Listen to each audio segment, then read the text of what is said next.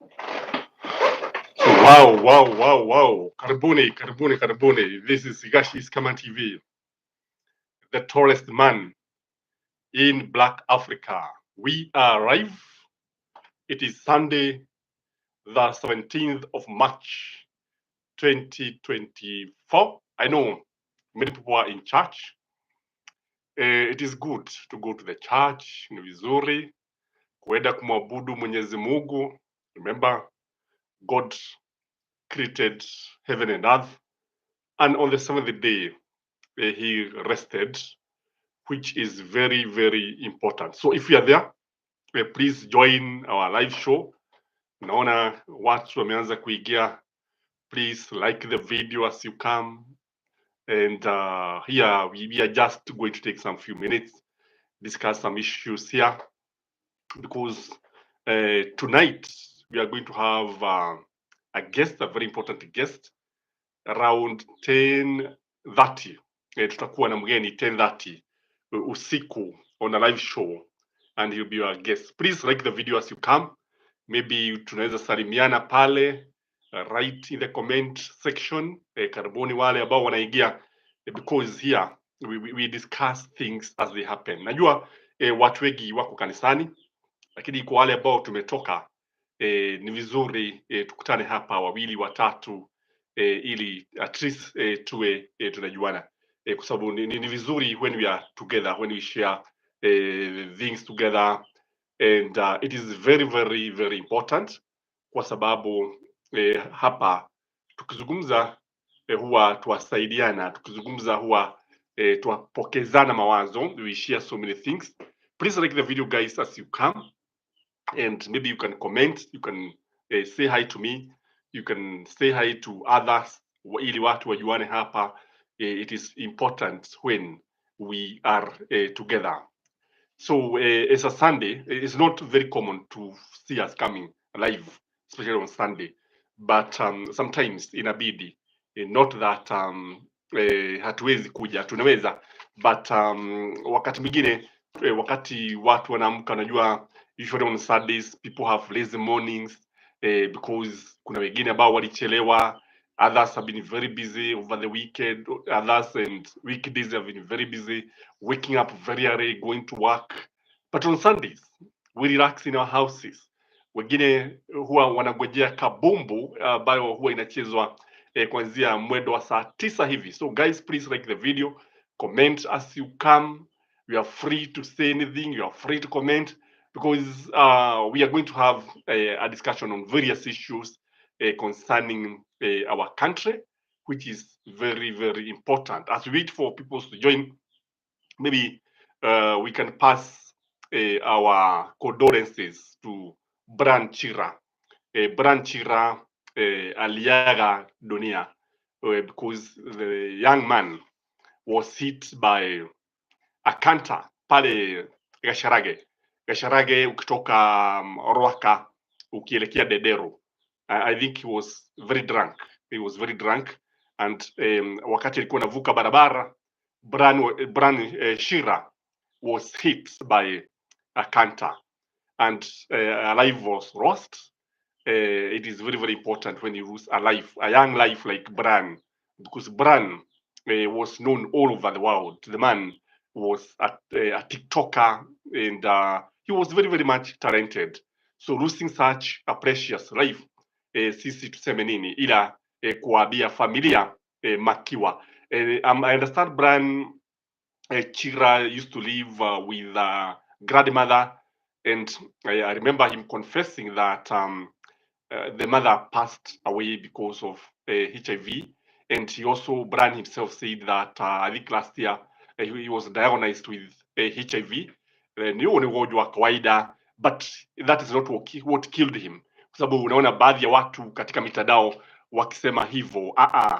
Bran was hit by a canter, a speeding canter, that was when he was crossing that busy road.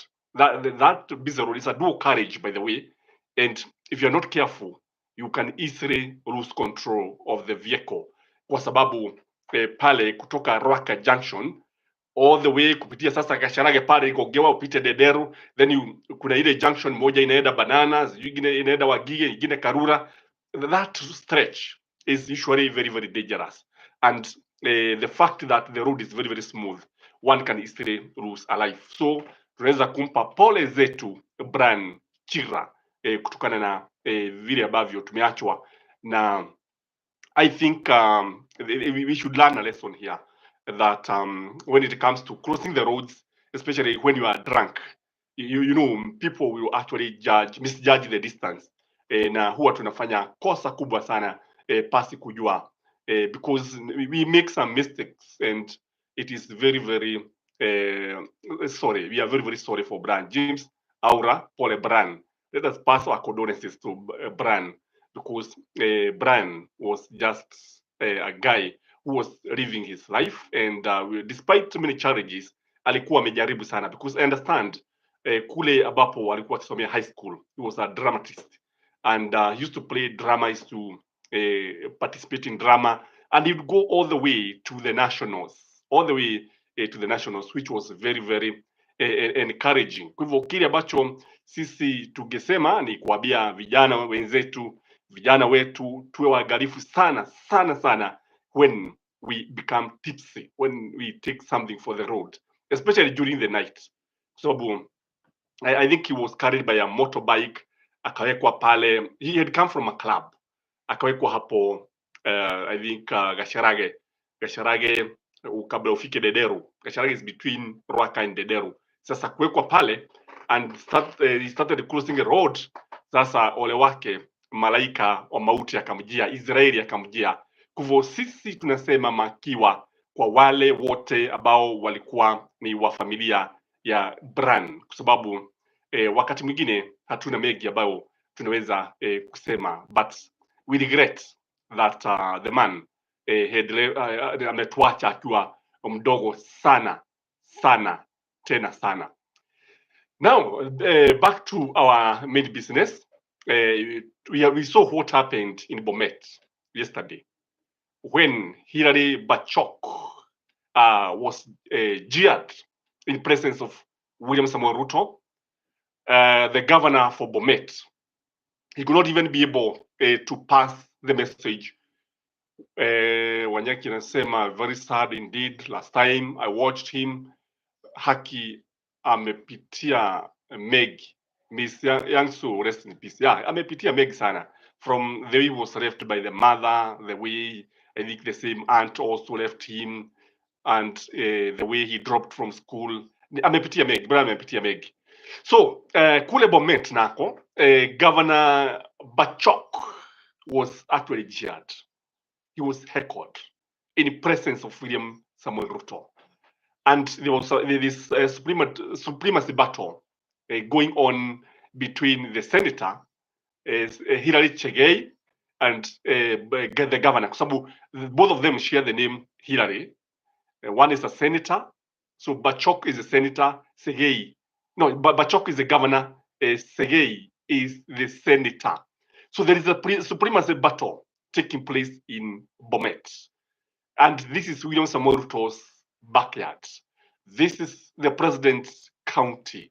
This is the president's Rift Valley backyard. Huku ni nyumbani. And after William Samoei Ruto intervened, because he had to intervene. Ruto had to intervene. And he was very mad with the people. Akawambia hii tabia ya kuwa mnapiga kelele when niko hapa si tabia ambayo inanipendeza. So what the president did, he was not happy, na akawambia waache mizozano, waache kuzozana katika mikutano yake. And after he left, what happened is that we saw the mob now wakavamia ofisi ya governor, and when they invaded the governor's office, Hilary Bachok, they did not find him. Alikuwa amejificha, alikuwa ametoroka, and they wanted him to resign. They are saying that he should resign, and the reason why they want him to resign is because according to them hajaleta maendeleo. Hivyo ndivyo wanavyosema, hajaleta maendeleo. They have not seen any development. And now you can imagine, guys, This is the president county. Watu wa president county ya president, they are the people who are now complaining. They are the people who are now complaining. You can imagine. So if they are complaining, what about other people? What about other people? If they are saying that there is no development, what about in other counties? Because you see, tunasema charity must always begin at home, na ng'ombe akivujika mguu malishoni huwa ajikokota hadi zizini akaisaidiwe.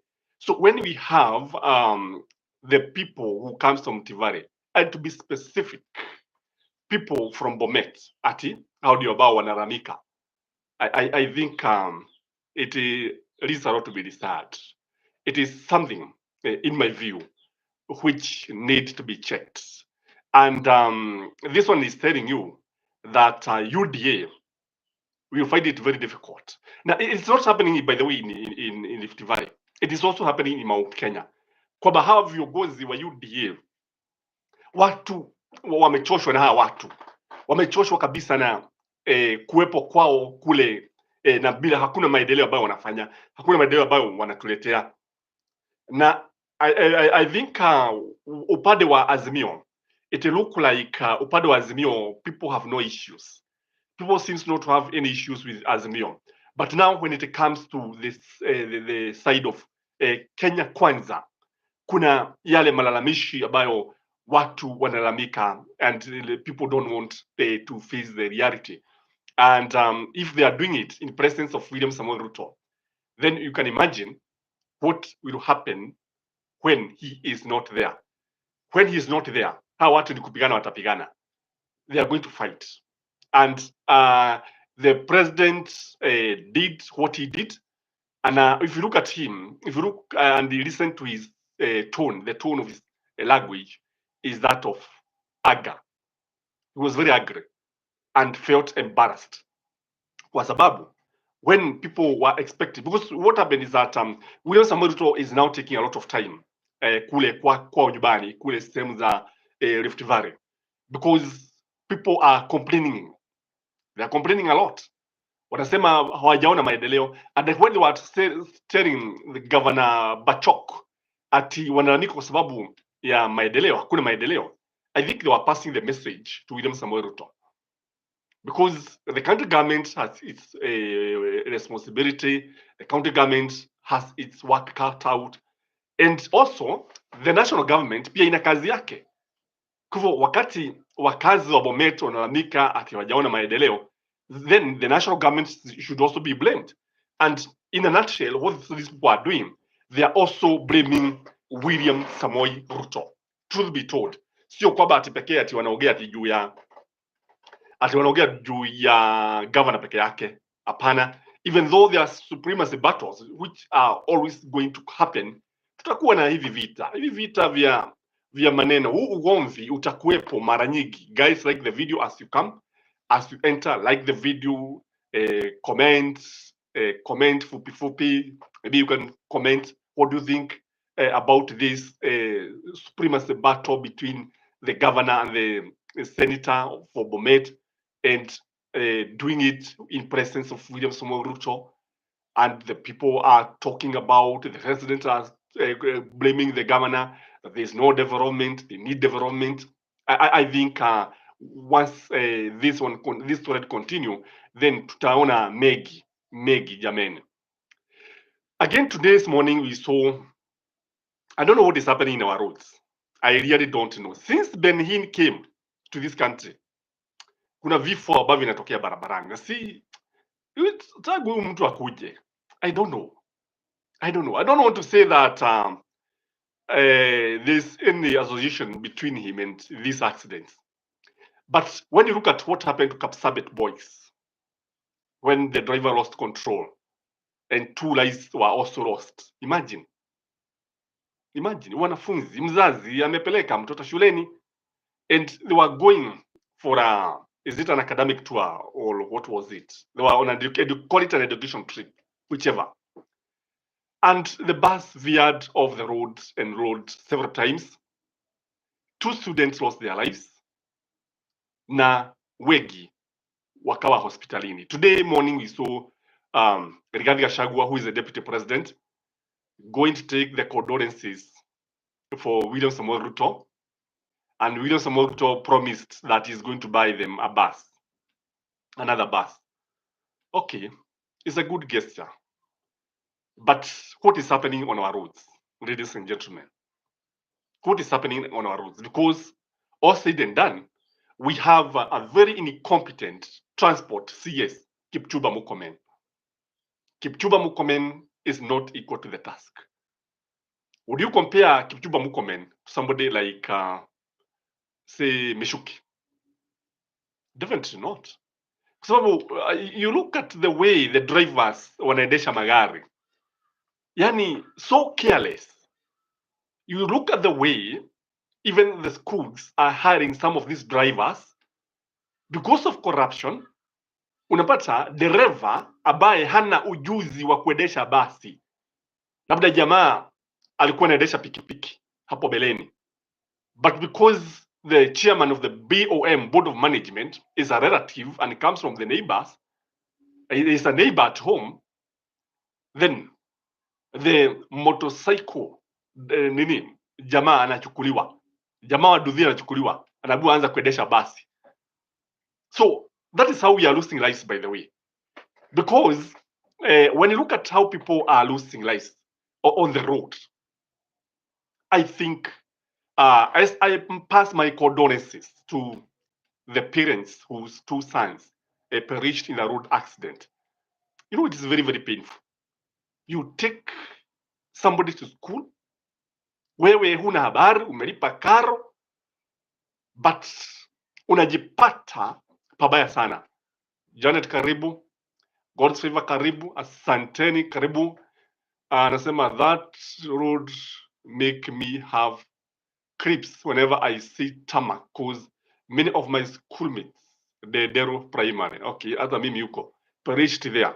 People should be extremely careful now as it is dual carriage. Imagine, kwanza hapo Janet hapo ni hapo Kasharage, between hiyo trench from Ruaka all the way mpaka pale junction ya kwenda Karura na Wagigi, na hiyo ingine inaenda Banana, na hiyo ingine inaenda Limuru. That stretch is scary, and it is very clearly indicated that the vehicle should drive at 80 kilometers per hour. Clearly indicated. But you look at the way the mad drivers overtake each other, yani unashagaa kutoka hapo junction ya kwenda Banana na Ruaka, hapo no, hiyo junction ya kwenda Banana na hiyo ingine inakuja Ruaka hapo, unapata jamaa anachukua kama dakika 3 minutes. So this is what we are saying, that our drivers also need to be very, very careful, kwa sababu kama ni hiyo basi ya Kapsabet Boys, it was the driver's mistakes. Most of the accidents, by the way, in Kenya are caused by the driver's mistakes. I've seen drivers in matatu, jamaa anaendesha gari hivi, unaona hapa anashika gari hivi na kuna simu anafanya hivi. Can you imagine anaendesha na hapa hii part anaendesha ameshika hivi, and it is on a highway, super highway, Thika super highway. So these guys are very negligent, and once the schools are employing drivers, they need to be extremely careful. In our times, the principals and the board of management could not employ a driver who is experienced, na sio kijana, sio kijana ati ana miaka 23, 27, because if you ask me, buses huendeshwa vizuri sana na wazee. Wazee wako careful on the roads, although wako na mambo mengi pia, lakini vijana ule umachachari wao.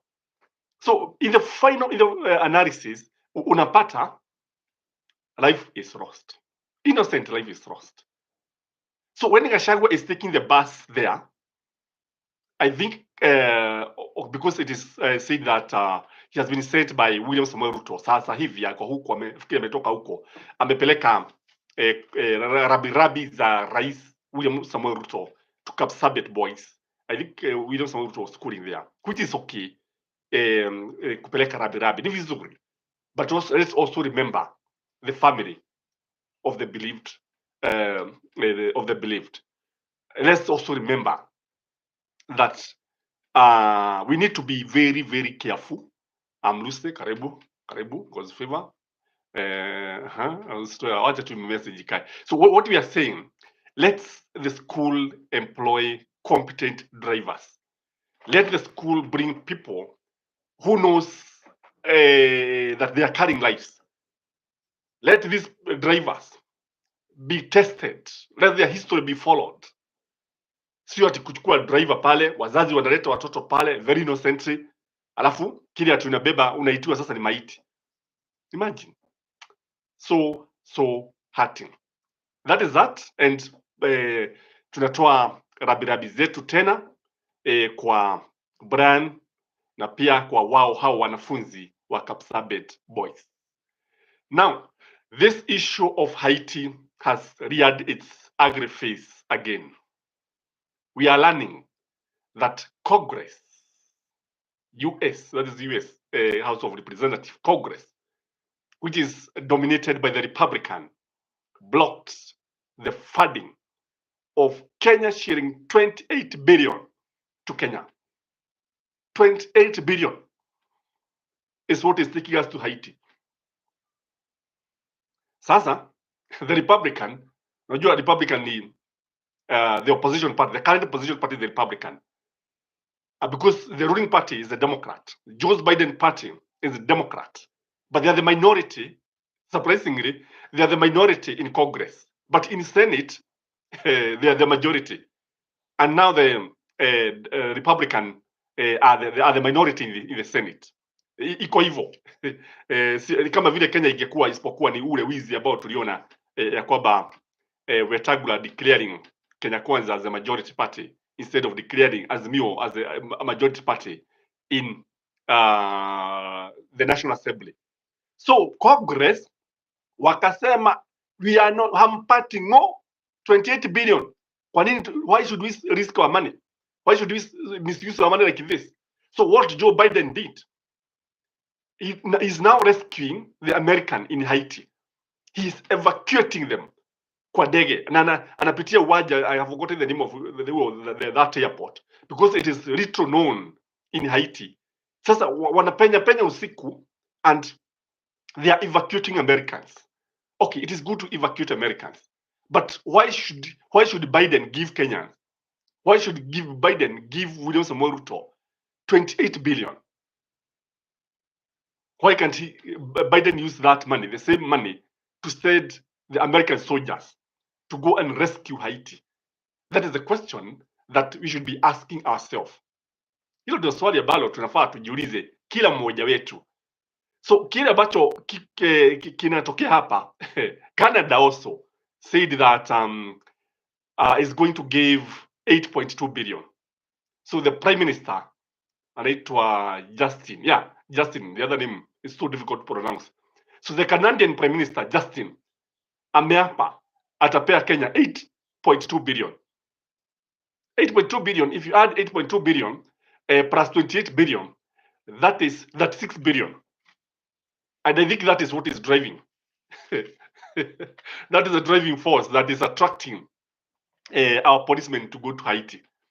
Unaona pesa vile ziko baya. Pesa, you know, the situation is very, very dangerous. Because what Biden is saying is that he cannot assure anybody of his own security. When you look at the security guys who are actually guarding the embassy, American embassy in Haiti, wanasema hali si hali imezorota kabisa, kwa sababu hawa majamaa kama tulivyoona wanachija binadamu, wanamchoma kando ya barabara na wanakula nyama binadamu. They have taken control of literally everything. They have taken control of all the police stations. They have taken control of kila kitu. So when you look at this situation, the situation of money, the issue of money is supreme. Sasa hii mambo ya kutuma pesa, ati hizo pesa ni nyingi sana, by the way, ni nyingi sana, and I think I don't know what you think. Do you think Congress did the right thing by blocking Kenya? What do you think? Do you think Congress did the right thing by blocking funding to Kenya? That is the funding to Haiti, because Congress walisema hapana, Biden hutafanya hivi, pesa zetu hutatumia hivi, kwa sababu what normally happens is that hawa watu wazungu pesa zao sio za kutumia vile unataka, ni kutumia pesa kwa mpango, lakini sio ati uchukue pesa ati unapeleka Kenya, unapea Kenya, because all said and done, and this is where our National Assembly, parliamentarians are failing. Look at parliament. Kenyan parliament ukichunguza ni handsmaid ya executive, instead of oversighting the executive, instead ya kuangalia yale makosa ambayo wanafanywa na William Samoei Ruto and his government. Sasa they have become part and parcel of William Samoei Ruto's government. Hawajui kazi yao, jamaa wako pale, majamaa wako pale, hawajui wanafanya nini bunge. So I want you to compare them with now the Congress, because Congress kule ni kama our National Assembly, and Congress was able to overrule Biden. Wanamwambia tumia pesa zako, because 28 billion is a lot of money. 28 billion to be used by 1,000 police officers, Kenyan police officers. And when this is happening, William Samoei Ruto is telling us that he is not retreating. Mimi sirudi nyuma, mimi nitaendelea, mimi nitasonga mbele, siachili. I must rescue Haiti. That is William Samoei Ruto for you, that he must rescue Haiti. And this is very, very funny, because he is rescuing Haiti while what is happening in Rift Valley, while what is happening in Barigo, while what is happening in Laikipia, oh my goodness, people are leaving their homes in Davs. Over 1,000 families have been displaced by the bandits in Barigo. Imagine our own, we have internally displaced persons in our own country. Can you imagine a time at this era and time? Ajwang 040 anasema the misguided Kenya foray into Haiti is an unformed error, unforced error, a product of greed and subversience by Ruto personally. What else can you say actually when what you see, what is at stake? Hizi pesa ni nyingi jameni, hizi pesa ni nyingi. We are sending them in Haiti, we are sending our policemen who are clueless, anda kwa kakagwe pale because of greed, as one of us is saying. Na ukichunguza, I think what parliament should do, parliament should actually come back and I think do away and cancel that approval, because they are the one who approved this mission. Because Ruto talked to Biden ambaye mwenyewe Congress kule wanakataa, alafu Ruto anakubali na wabunge wa Kenya. This is very, very interesting. Canada the same. Unajua America and Canada hapo maneighbors hapo. Britain iko tu hapo, hawatumi, lakini sisi tutume. We are sending our brothers there, we are sending our sisters, we are sending our uncles, we are sending our fathers there, waende wakangane na magaidi akina barbecue. Alafu nafikiri haya magaidi ndio yanaitwa majina ya ajabu, majina ya chakula, barbecue, kutoka na vile ambavyo watakula watu kulingana na vile ambavyo wamejitolea. So I'm still urging that Kenya is not the country to send policemen to Haiti. I still believe that even if we were to send a peacekeeping mission there, we should have sent our soldiers, our KDF. They are equal to the task, not this kind of shenanigans. Lucy, instead of sending Kenyan police to Haiti, they should be deployed to those places that have security issues in Kenya. Yes, that is true. Kwa sababu you can imagine when you have people leaving their homes, schools being closed kwa sababu wamefunga shule nyingi, shule zote zimefungwa huko Baringo. Government is losing a lot of money and I don't know what is happening because tunaona tu Kidiki. In fact, Kidiki most of the time ukiangalia Kidiki hata umeona amezeeka. He is not the youthful guys that you used to see. He is not the jovial guy that you used to see. Hii mambo ya security naona imemweza kabisa kabisa, hata akijaribu kuwavalia the military uniform hawajali. And the funny thing, kuna wakati Kideki ako hapo karibu like maybe 100 meters and then the bandits, they are striking hapo karibu to 100 meters from where he is leading a security meeting. Kenya imejaribu kutuma hata wanajeshi, the snipers, the highly trained. Unajiuliza wanawezwa vipi na hawa majamaa? If you ask me, it is because of political interest. Hii mambo kuna viongozi, okay, I cannot be able to pinpoint niseme ni hivi, but truth be told, because these bandits, what they do, when they come and steal your cattle, when they come and steal your goat, sheep and donkeys and horses and anything, they steal any domestic animal. Kile wanafanya, ng'ombe hawa wanauzwa. Ng'ombe hawa wakiuzwa, maybe ile nyama ulikula jana labda ilikuwa imeibwa huko. That is it. That is the reality. So if you go to the slaughterhouses, some of them in Nairobi, utapata ya kwamba hawa ng'ombe ambao unaona wakiletwa hapa, hawa buzi ambao unaona wakiletwa hapa ni kwa sababu ya wafanyabiashara who are in government, and that is why it is becoming very, very difficult. Lucius Kaiman, are other countries sending police forces as well, or is just Kenya? They are trying to plead with Burundi, by the way, because one of the challenges that Kenyans are going to face there, number one, is the challenge of the language, because Haitians speaks French language. That is their language. And Kenya tunajua tu Kiswahili na Kiingereza. So in Burundi kuna I think the national language, the official language is French. Even the language of instruction in schools is French. Kwa hivyo Burundi wachache, but Kenya is the one that is leading the mission. I think we don't have, I don't know of any other country, but Burundi na Abua is just a handful. And by the way, when you look at the terrain, sababu unajua Kenyans policemen are not even used to, they are not battle hardened. They are not battle hardened. So what is happening in Haiti? These gangs, hama gangs, magaidi unaona pale, some of them are former police, others are former soldiers, others, so you can imagine, others have been army commanders. These are the guys who are controlling Haiti now. So you tell me ati unakutana na majamaa pale, hata ujui kama ni wewe, wanakupagia in the street, wanakuachilia buduki marisasi ile hujaiona. In fact, sometimes I pity the work of policemen. So you know, when you become a policeman, sasa huwezi kataa kile ambacho unaambiwa. Kiambiwa shoot, you shoot. Kill. Stud. Sleep. Go away. Unaenda. Wakati mwingine kazi ya polisi inaweza kuwa gumu sana.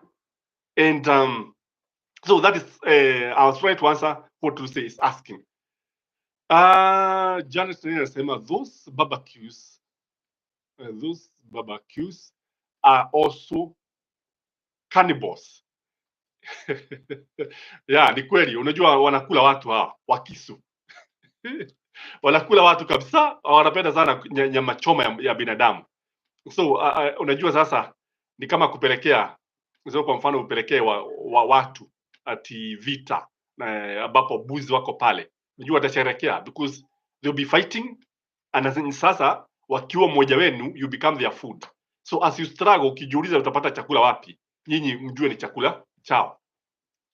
That is what is happening there, and I hope reason is going to prevail because tulikuwa tumeona kama after the Congress stopped Biden giving 28 billion to Kenya, wakati Canada ilisema inatoa 8.2, when the Prime Minister Justin alisema Canadian Prime Minister Justin alisema atatoa 8.2 billion, I think William Samoei Ruto said that, and Kidiki, because Kidiki can only talk after talking to William Samoei Ruto, akasema ya kwamba we are going on with the mission, and it will aid in premium tiers. Yes, I agree with you, Lucy. It will aid in premium tiers. Watu hapa, and if there's one mistake that William Samoei Ruto can't regret, it is this one. If there's a bladder that is going to make in his leadership, it is this one, kwa sababu ya vile ambavyo mambo yalivyo. Kamekujo 2000, US need to send the Marines to support the peacekeeping, otherwise it is a lost cause. Yeah, unajua what happens, bwana Kamau Joe 2000, what happens is that America's interest comes first. In any undertaking, America interest inaangalia interest zake. They don't care about hata wakiwa wote, they don't care. And that is why currently, that is why they are rescuing her people. America is rescuing her people from Haiti. Wanaigizwa kwa ndege haraka sana waondoke na warudi kule kwa Marekani. But they are not bothered with other citizens. They are not bothered. They are not even bothered in sending her Marines, as you say. Because the Caribbean nation there, one of the most complicated undertaking that William Samoei Ruto anajiletea. So I'm saying you look at Kidiki, go back to now to Kidiki. Ukimwangalia utaona kwamba amewezwa sana na hii kazi. Hii kazi imemlemea. And I think that is why even William Samoei Ruto was giving Dede Nyoro kwake akasema sijui within 1 month watatue lile tatizo la passport, because it look like Kidiki is being overwhelmed. Kwa sababu haya majagili si mchezo. Si mchezo haya majagili, because the funny thing, a friend of mine was telling me ati hama jamaa wakati mwingine wanaharibu jicho moja. Wale jamaa the bandits. Sasa ukitolewa jicho moja, you know, now the focus ya jicho moja is very accurate kuliko ukiangalia na macho yote mawili. So ukifuga jicho moja tu hivi uelekeze kitu, you are likely to hit the target. So ati wengine wanaharibu hata macho. So you can see the determination. Na wengi walianza, the sharp shooters walianza kutumia bunduki wakiwa na miaka 5, miaka 10, not miaka 5, wakiwa na miaka 10, wengi walianza kutumia bunduki. So hawa watu ndio sasa unaenda kupigana nao. Some of them most likely, and I don't know whether enough intelligence imefanywa, because kila every day we hear William Samoei Ruto saying tutafanya hivi, we are warning the bandits to leave Kenya or go to heaven or do what, ile mambo yake anasema hiyo mambo, the whatever he talks about, but they are becoming emboldened every day. Wanazidi kuzidi kila hatari, wanazidi kuwa watu bila kujali. In fact, in Barigo, I think more than 20 people have died. More than 20 people have died. More than 1,000 families have been displaced. Wanalala kwa kanisa, wanalala kwa shule, na wanaogopa atafanywa nini pale. It is very, very sad. Na unajua wakati wa Uhuru Muigai Kenyatta, hawa jamaa walikuwa wanaona kama Uhuru ni kataa. But I think even the time of Uhuru Muigai Kenyatta, Barigo was better than it is now. Wakati wa Uhuru Muigai Kenyatta, the security situation in Barigo was better. The security situation in Laikipia was better during the time of Uhuru Muigai Kenyatta than it is now. Na unajua sasa, William Samoei Ruto ilitarajia kwamba punde tu angeweka Biblia chini, all the bandits could have surrendered. He has failed to silence the guns in his backyard. In his backyard. So what was the need of blaming Uhuru Muigai Kenyatta? What was the need? And you see, when you look at Uhuru Muigai Kenyatta was a serious gentleman. Uhuru Muigai Kenyatta was a president who cared a lot about our country. Uhuru Muigai Kenyatta, sasa watu ndio sasa wanakuja kuona, after all, Uhuru Muigai Kenyatta alikuwa anajua vile anafanya. Because now, if you ask If you ask wale watu wa Barigu sasa, wawe sio watu wengine, watu wa Barigu who are now internally displaced, IDPs in their own country, ukiwauliza when was the situation better? Was it during Uhuru Muigai Kenyatta, or is it now when we have William Samoei Ruto, who is the son of the Kalenjin? Yeah. So there was no need of blaming Uhuru Muigai Kenyatta. Just like hii mambo ya the appreciation of the shilling. Unajua vile ambavyo walikuwa wanasema wakati wa Uhuru Muigai Kenyatta, sijui the shilling was depreciating because of bad leadership. Sasa UDA is celebrating when the exchange rate is 136. They are celebrating, and they took over the government when the shilling was exchanging at 119. Alafu tunaambiwa ati Ruto wako na plan, Ruto atafanya kazi. Hatukatai, na hata tungependa kuona akifanya kazi, tungependa sana kuona akifanya kazi. We have no issue. You'd be very, very glad to see him working. But now, the problem is he has continued to lead this nation. But if you ask me, on the wrong side, na hakuna jambo la maana ambalo linatokea. Hakuna kitu ambacho tunaweza kusema hiki amekifanya vizuri. Hakuna kitu cha maana ambacho tunaweza kusema kwamba because I even saw them celebrating that tokens bei ya token imeshuka nini. What are you telling us when 300 shillings can only buy 10 units? When wakati wa Uhuru Muigai Kenyatta, remember very well that 1,000 shilling would buy 64 units of token. Sasa unatuambia nini? If the economy has improved, because that is what I think he said yesterday. If the economy has improved, why is it that things have not changed mpaka sasa hivi?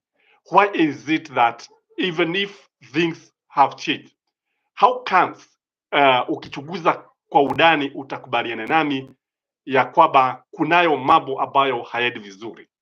And ladies and gentlemen, let us also learn to study some of these things, because tusiwe ati watu wa kuambiwa mambo hivi tunakubali, kwa sababu hata kama ni hiyo bei ya mafuta tukiangalia, tutaona kwamba kunayo mambo ambayo yalikuwa yakiendelea vizuri, because sasa people are celebrating, we are coping the week. Tunaangalia yale mambo ambayo yalikuwa yakitokea wiki. So if you look at the price of fuel, kiangalia the price of fuel, tunaona ya kwamba when UDA took over the government, kile ambacho kilikuwa kinaendelea ni kwamba tuliona William Samoei Ruto akilaumu Uhuru Muigai Kenyatta sijui nini, bei ya mafuta inapanda kwa sababu hawa wakora wetu, inapanda kwa sababu ya nini. But what we know is that it is not Uhuru Muigai Kenyatta who was to be blamed, because now petrol is selling at 199, and when they took over it was selling at 149. So wakati wote ambapo itashuka waweze kuishukisha below 140, then tutasema wanafanya kazi. Kama ni hiyo shilling, when it comes down all the way to say even 120, tutasema najaribu. But if we bring it below 119, sasa hapo tutakubali amefanya kazi, because you're not just here to be convinced that the economy is doing well when it is not doing well. We are not just here to be told that kuna mambo ambayo yanaendelea vizuri na hayaendelei. So guys, continue liking this video, continue commenting. Those who are joining us, please feel welcome, and you can also join and become a member of this channel. Just click that button that indicates join, and that is that, kwa sababu kuna mambo mengi ambayo tumekuwa tukijionea sisi wenyewe. But now something very interesting happened this morning, that UDA sent a message. UDA ilituma ujumbe kwa Kenya yote. UDA ilituma ujumbe in the media houses giving instructions to all UDA members of parliament, senators and governors never ever to appear in any show where Edwin SIFUNA has been invited, shocking as it may be. So kile ambacho kinatokea ni kwamba in one of my latest videos I told you that Azimio, when it appears on live show TV, the senators and the members of parliament are roasting kabisa kabisa, wanachoma kama nyama choma. Na when you see Malala, Cleophas Malala is the one who gives these instructions, saying very clearly that these people should not appear anywhere where Edwin SIFUNA ameitwa pale. You realize that UDA is a home of academic dwarfs. You realize that UDA is a home of the academically and intellectually challenged leaders, because what you have been saying in SIFUNA is, SIFUNA is an epitome of intelligence. The guy is brilliant. The guy hits below the belt, mpaka mishipi ya hawa watu wakati mwingine inaaguka na wengine wanaachwa wakishindwa vile watasema. Some of them, it is very clear that SIFUNA has clearly demonstrated that these people have been turned into voting machines, that these people have very little between their ears, and what they can do is just kuropoka tu. And when you compare the leaders who are in Azimio and those who are in Kenya Kwanza, I've always opined in this channel that William Samoei Ruto, by design, deliberately chose weak leaders because he does not want to be challenged. And that is why they cannot behave like the way you saw it happen in America, where Congress told Biden, no, we cannot give 28 billion to Kenya like this. But our parliamentarians, especially those in UDA, because I've said that they are just there to be seen. People who don't read the bills are presented to Parliament. If the bill goes through the first reading, all the way to the second reading, and even when the president assents to the same bill, when he signs the bill and it becomes the law, why sasa ndio unakuja kulalamikia watu? Wanalalamika nini? Wanalalamika because of not reading the bills, because of just being there, not following what they are supposed to follow. Na wakiwa tu pale ni kuonyesha kwamba ni watu ambao wanawalaki. There is a lot to be desired. There is a lot to be desired because you cannot pass the bill, and then once you pass the bill, when it now, kwa mfano hii mambo ya parachichi, the avocado, utaona kwamba because farmers are expected to pay 5 shilling for every 100 you make, and they're supposed to have those ATM machines. When now the farmers start complaining, ndio sasa unaona wabunge wetu, viongozi wetu wakijitokeza ati ndio wanakuja kulalamika ati there is a problem. Even the deputy president himself admitted that the 2023 finance bill has issues. So when you see them now coming here, and now when you see UDA being stopped from talking to them, when you see UDA being told not to come and appear in the show where SIFUNA is, then you understand why. You understand kile ambacho wanafanya ni kujaribu kuficha ile aibu, ile haya ambayo inaletwa na hawa watu, ni kujaribu kujiondolea aibu dogo dogo, because when you look at people like Babu Owino are people ambao ni watu ambao wana maarifa mengi. Look at Babu Owino. Babu Owino is a student, is a graduate of actuarial science, first class. Babu Owino is a graduate of law. Babu Owino, I think, is studying his third degree. I don't know which one is needed. When you look at SIFUNA is an advocate. SIFUNA is brilliant, by the way. He is very much informed. He is widely read. He's not just somebody ati ameokotwa hapo ameanza kusoma wakati huo. When you look at UDA guys, just like Orego. I think Orego mentioned these guys very well. Orego would present a bill in parliament. Orego, even in Senate, the way he was presenting it, even today, what he used to say, ungekuwa unaona ni mtu ambaye kusema kweli alikuwa anasoma. And I think what Azimio has been doing, especially ODM, by the way, ODM is doing marvelous.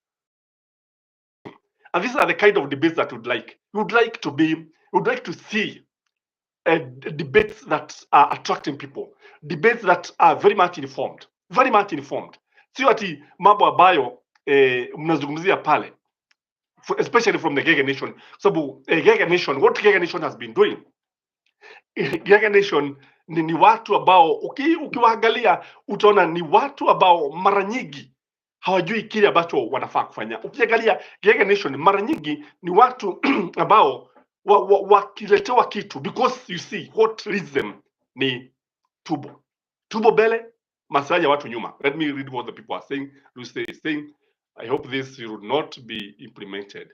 They need to realize they can not control people's thoughts. We need the likes of Edwin SIFUNA, yes, challenge the government, true. Jandy is saying, Senator SIFUNA ni moto wa kuotea bali, ni kweli, na ndo taga wakaogopa. Yeah, and imagine giving instructions. And you see, the way they try to control people, this is wrong in my view. You cannot control people. Let people waja watu waende pale, because what Edwin SIFUNA is doing, he is helping us to understand the kind of leaders that we have in Kenya Kwanza. Hii Kenya Kwisha, by the way. Kenya Kwisha ukiangalia utaona ya kwamba ni watu ambao you cannot get people who can bring something of substance. And the same case applies to the president's cabinet. You know, the cabinet is the one that is supposed to implement the decision of the government. The cabinet is supposed to implement what has been passed by parliament. The cabinet is the implementing arm of the government. The cabinet is there. And if the country fails, it is the executive that has failed. And the cabinet, that's why the president chairs the cabinet. And that is why the president's work is to deliver as per the constitution, is to defend the people as per the constitution, in which case he is failing, especially in some parts of Barigo. The president has the mandate to rule the country and govern the country accordingly. But when he brings people ambao hata yeye mwenyewe amesema si mara moja si mara mbili, that he knows too much and he knows things that happens in some ministries whereby hata baadhi ya his cabinet hawajui ni kipi kinaendelea pale, and then that is the time that you should know that there is a problem. Mawea, so Zakayo is taking Kenyan's police officers to Haiti to restock their meat supply chain. Oh God, please don't allow these young Kenyans to be maintained, used as raw meat. Haya, unajua sasa mtoto akilia webe apewe, kwa sababu unajua kila mchezea webe hukatwa na webe, maneno ya wahega, na mara nyingi wahega wakosei. Kwa hivyo kile ambacho tunaweza kusema hapa, when you preside over a cabinet that is incompetent, hii ni ile mambo ya garbage in, garbage out. Look at the entry points. If you enter the garbage, the exit will also be garbage. So that is why what we have is a garbage country now. Look at the economy, total garbage. Look at our security, total garbage. Look at our parliament, total garbage. Look at the courts, total garbage. And that is why unapata watu kama ile maneno ya Joy, ile mambo ya Joy na Monica. That's why you see people are asking hard questions. We may not discuss that issue here because it's an issue in court, but given the chance, we can poke holes here and there. We are not saying that he did not kill, but there are so many loopholes that need to be discussed. The motive and many other things, because kuna mambo mengi, although there were some things that indicated he was there, where you can actually see that the judgment was circumstantial, not evidence-based. The evidence was circumstantial. So what we are saying here William Samoei Ruto's government, the fact that Cleophas Malala, who is this UDA Secretary General, can dare to write to all the media houses, warning them debating any motion, wanting them to appear any show where SIFUNA is there, then it tells you SIFUNA is deadly. And by the way, when you look at SIFUNA, he speaks with ease. When you look at SIFUNA, yani he owes wisdom, not just throwing words here and there. When you listen to his words, you look at even the pronunciation of his words. Yani the guy is smart. These are the kind of guys that would like to have. These are the kinds of people that we would wish to have in our country. And what if all our parliamentarians were full of, if our parliament, kama watu wote wangekuwa kama, tuseme kama SIFUNA, watu kama Kajwang, watu kama Babu Owino, watu kama Otiende Omolo, you can imagine everybody will be coming to see. Lakini sasa ikiwa ni watu wengine ambao hata anasikia kuongea bunge hawajaongea hata siku moja, yani jamaa anakaa bunge anasikiliza tu wengine wakiongea, because he is intellectually challenged. He cannot compete. You know, if you take a chicken in a school of eagles, that chicken will never fly. It will just be staring at the eagles as they soar on the sky. And kifaraga wako atabaki tu pale. But when you bring an egret itakuwa kisha itapaa na kupaa, and you'll be going and coming back in the evening, and you'll be coming with roots, it will be coming with something to eat, it will be coming with the meat. Lakini kuku atakaa tu pale akigojea mabaki. So this is what is happening. So comparing UDA na hawa watu wa Azimio ni kama usiku na mchana, wanatofautiana usiku na mchana. And by the way, this is how people should realize that evolution is still taking place, because when you look at evolution, man came into this world that 3 million years ago. The earliest evidence indicates that man lived around Lake Victoria that 3 million years ago.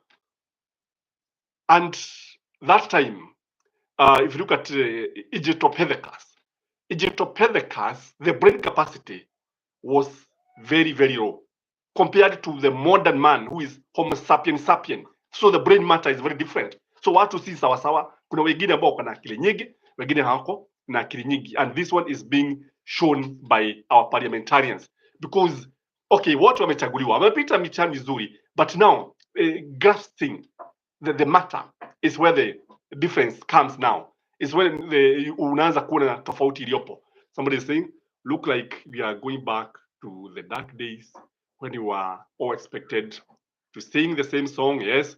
Another one, what the UDA representatives lack is intellect. True. They compensate with arrogance. Yeah, true. Aggression and being dismissive. They can't articulate even what they stand for. They have no ideology. It's true, they have no ideology, by the way. Where do you find people like, unajua watu kama J.M. Kariuki? And by the way, J.M. Kariuki died on March 2nd, 1975. And people like Edwin, people like Jaramogi Oginga Odinga, people like Martin Shikuku, you cannot find them in parliament. People like Tom Mboya, who are very, very eloquent, people who are very, very intelligent, people who had the dreams of this country, people who had ideologies. By the way, one major difference between Raila Amolo Odinga, not Raila, Jaramogi Oginga Odinga, and the founding father of the nation was ideological. It was not personal, by the way. He was a socialist. Jomo Kenyatta was a capitalist. Jaramogi was leaning towards Russia, the Soviet Union, and Kenyatta was leaning towards America. So this is what used to happen. So when you look at our parliament, they have no ideology. When you look at like now the Republicans in America and the Democrats, their differences are ideological.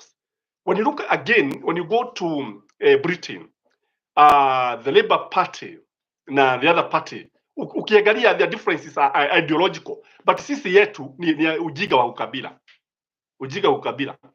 Ati kuangalia kama Raila ametahiri. You see, what is this? What is this?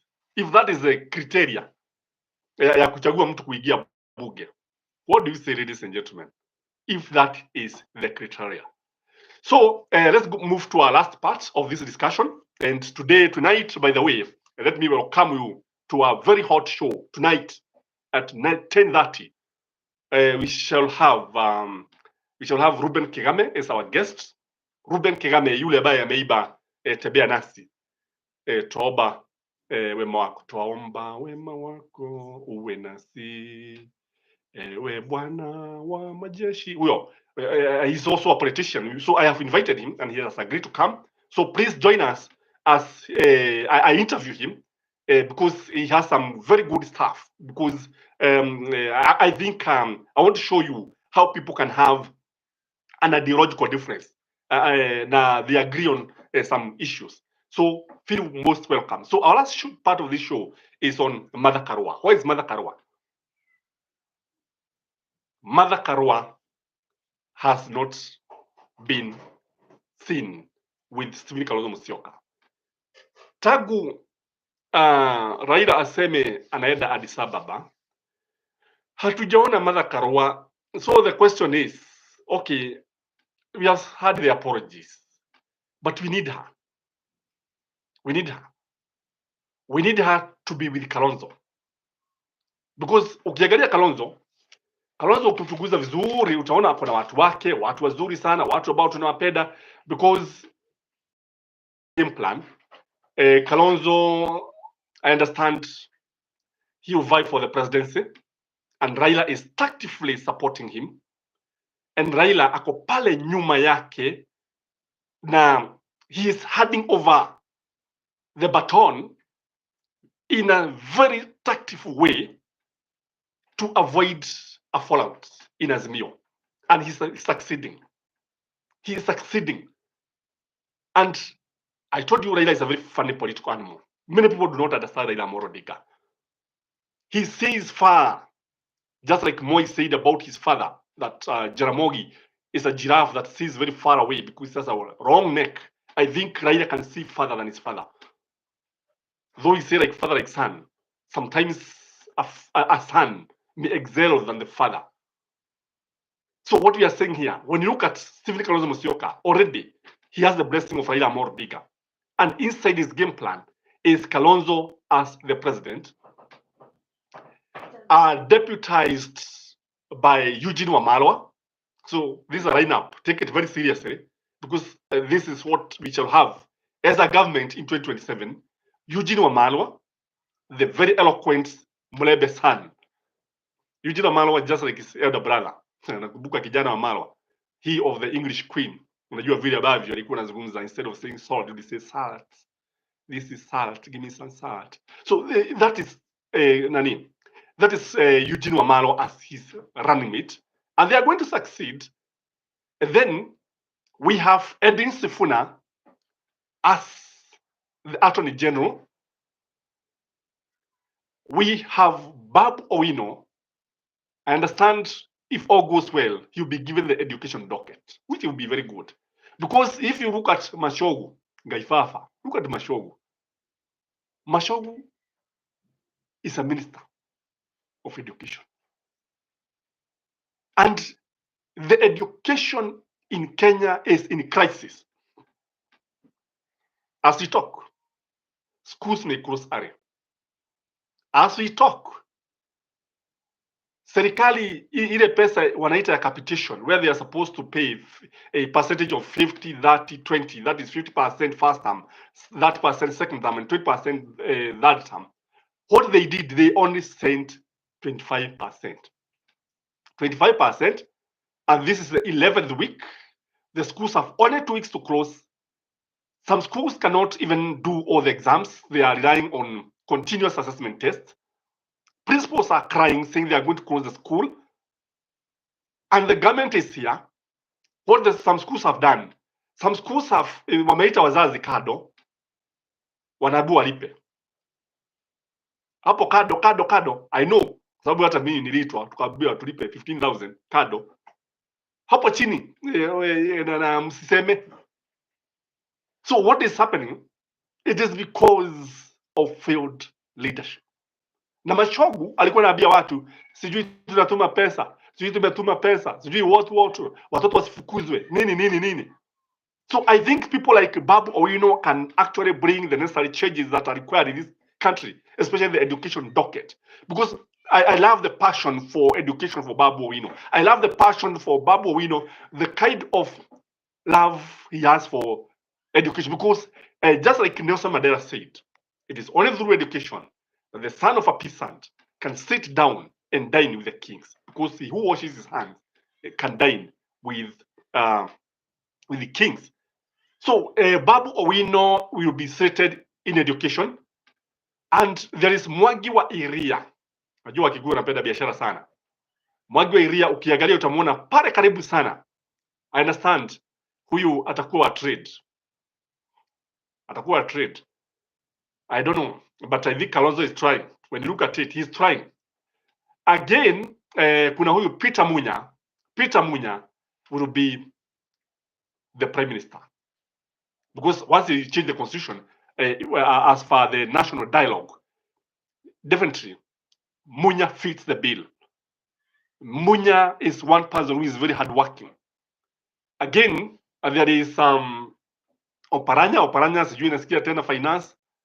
I don't know. I think those are the proposals. But what we are saying, if you look at that team, there are two people who are missing. One, we are missing Joho. We are missing Mother Karwa. And these two leaders, if they can be able to join, Stephen Kalonzo Musyoka and move forward, I think they'll have William Samoei Ruto for breakfast in 2027. They'll have William Samoei Ruto for breakfast in 2027. And they are going to win. And they are going to win in the morning. What do you think, ladies and gentlemen? Do you think that's a good team? Somebody is saying, tigana na mashogu. Dunia ina watu na viatu. Na CS wa elimu ni kiatu. Oh. Guys, you can give me super chats. Give me super chats. I'll appreciate. So, if you look at Kalonzo's team is working. Kalonzo's team is nice. Kalonzo's team is focused. And the good thing is that Kalonzo has now hit the road. He is on campaign trail. He's campaigning very hard, and I hope he's going to succeed. And this is something I think that is worrying William Samoei Ruto. And last but not least, unajua wakati William Samoei Ruto took over the government, he promised that he was going to form the Commission of Inquiry on State Capture. 2 years down the line, nothing like that. Why do you think he has not formed the State Capture Commission? Do you think he's even going to form? What has stopped the government from forming the state capture? Because you see, they wanted to make the life of Uhuru Muigai Kenyatta very difficult. Lakini sasa wakakuja kugundua ya kwamba those who live in glass houses should never dare to throw stones. And then they also realized that unajua wakati mwingine you may think you'll be in power forever, but power is very transient. Very transient. Kingdoms rise and win, but only one thing remains: change, which is constant. And that is why we shall always embrace change that is positive and reject change that is negative. Guys, let us meet at 10:30 Kenyan time. A very, very important guest. I hope you not have a busy schedule today. We shall be inviting many guests, and we are even trying to approach Raila Amolo Odinga. If he accepts, he will come here on live show, and I don't know, and even other leaders, because when we interact with these leaders, it is very, very important we see what they have for us. Because if they don't bring these things here, we may never understand them. But when they come and tell us the kind of policies that they have, tell us tunapanga kufanya hivi na tuko na mpango huu, it is very, very important. By the way, I also support that idea of having an official leader of opposition. Who do you think should take that position, guys? Because I understand Kalonzo is going to take it. Kalonzo is going to take it, but the deputy, but they is supposed to have 2 deputies. I would propose Mother Karwa for the deputy, and maybe somebody like Munya but unajua watu wanasema chama ambacho hakina mtu, unajua Martha Karua does not have any member of parliament, na Kenya does not have any member of parliament, and I have not even seen Jeremiah Kioni in Kalonzo's team. I want to see him because what we want to see is a winning formula, something that is going to give William Samoei Ruto a run for his money. Because me myself, I love politics. Politics is very, very interesting. So guys, enjoy your lunch and have a blessed day. Till next time, I remain yours truly. Adios, adios, guys. We shall always interact. We shall always share what we have, and feel free to ask any question.